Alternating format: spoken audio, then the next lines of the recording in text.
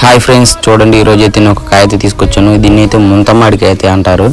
ఈ కాయ అయితే చూడండి, నేనైతే దీన్ని అరటి పండుగలకైతే ఒలిచాను. అసలుకి కాయ మొత్తం కొబ్బరి పువ్వు ఎలాగైతే ఉంది చూడండి, చూపిస్తా ఇప్పుడు ఒలిచి. అది చూడండి ఎలా వస్తుందో. అరటిపండు తొక్కాలకైతే తీయచ్చు. దీన్ని అయితే ఇంకా పండితే బాగా వస్తుంది. అసలుకి ఇదైతే ద్వారగా ఉంది కొంచెం, కానీ తొక్కైతే బాగానే వస్తుంది. చూడండి కొబ్బరి పువ్వులాగా అయితే ఉంది, సేమ్ అట్లే ఉంది.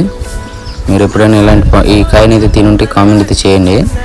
దీన్ని అయితే ముంతమాడికాయ అంటారు ఫ్రెండ్స్. నేనైతే దీన్ని టేస్ట్ చేస్తాను. చూడండి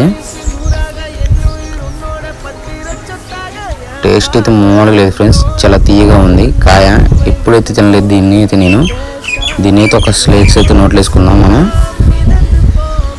అసలు మామూలుగా లేదు టేస్ట్ అయితే. ఎప్పుడైనా తినుంటే కామెంట్ అయితే చేయండి. లోపల చూడండి, అసలుకి ఐస్ క్రీమ్ గడ్డలుగా అయితే ఉంది.